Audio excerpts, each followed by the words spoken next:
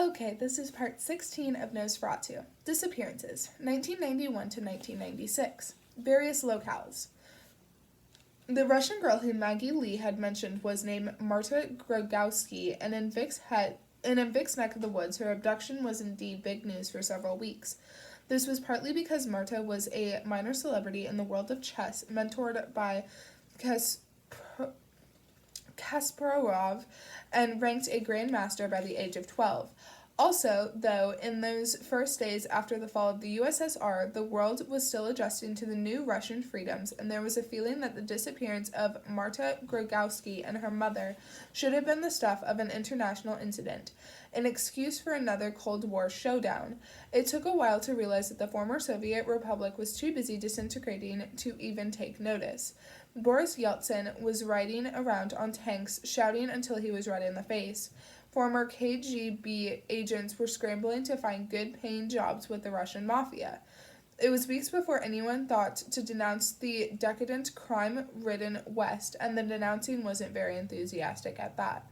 A clerk working the front desk of the Hilton Doubletree on the Charles River had seen Marta and her mother exit through the revolving door a little before 6 on a warm, drizzling evening.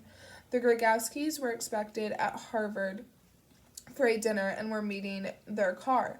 Through the rain-smeared window, the clerk saw Marta and her mother climb into a black vehicle. She thought the car had running boards because she saw the little Russian girl take a step up before sliding into the back. But it was dark out, and the clerk was on the phone with a guest who was pissed he couldn't open his mini-fridge, and she hadn't noticed more. Only one thing was certain. The Grogowski women had not climbed into the right car, the town car that had been rented for them. Their driver, a 62-year-old named Roger Silman, was parked on the far side of the turnaround, in no condition to pick them up. He was out cold and would remain parked there, sleeping behind the wheel until he came to at nearly midnight. He felt sick and hungover, but assumed he had simply and uncharacteristically nodded off and that the girls had caught a cab. He did not begin to wonder if something more had happened until the next morning, and did not contact the police until he was unable to reach the Grogowskis at their hotel. Silman was interviewed by the FBI 10 times in 10 weeks, but his story never changed, and he was never able to provide any information of value. He said he had been listening to sports radio with time to kill. He was 40 minutes early on his pickup when a knuckle rapped on his window. Someone squat in a black coat standing in the rain. Someone had rolled down the glass, and then nothing. Just nothing. The night melted away like a snowflake on the tip of his tongue. Silman had daughters of his own and granddaughters, and it ate him alive to imagine Marta and her mother in the hands of some sick Ted Bundy, Charles Manson fuck who would screw them until they were both dead. He couldn't sleep, had bad dreams about the little girl playing chess with her mother's severed fingers. He strained and strained with all his will to remember something, anything, but only one other detail would come. Gingerbread. He sighed to a pock-scarred federal investigator who was named Peace but looked more like war. Gingerbread. Silman looked at his interrogator with hopeless eyes. I think, while I was passed out, I dreamed about my mom's gingerbread cookies. Maybe the guy who knocked on the glass was eating one. Said Peace, not War. Well, that's helpful. We'll put an APB out on the gingerbread man. I'm not hopeful it'll do us much good, though. Word on the street is you can't catch him. That's clever. That's smart. In November 1991, a 14-year-old boy named Rory McComers, a freshman at the Gilman School in Baltimore, met a Rolls-Royce in his dorm's parking lot. He was on his way to the airport, was joining his family in Key West for Thanksgiving break, and believed that the car had been sent for him by his father. In fact, the driver that Rory's father had sent for him was passed out in his limo half a mile away.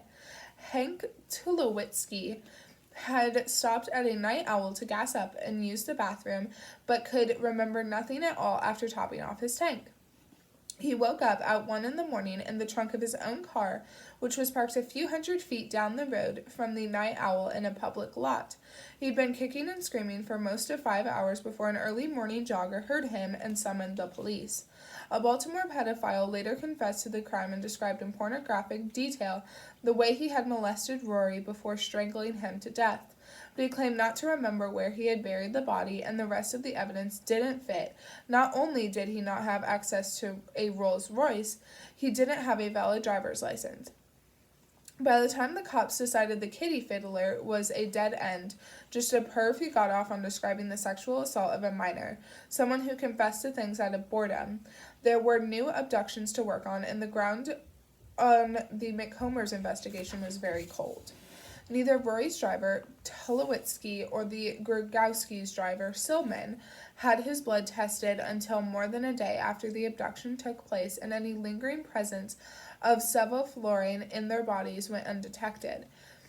For all they had in common, the disappearance of Marta Grogowski and the kidnapping of Rory McCombers were never connected. One other thing the two cases had in common: neither child was seen again.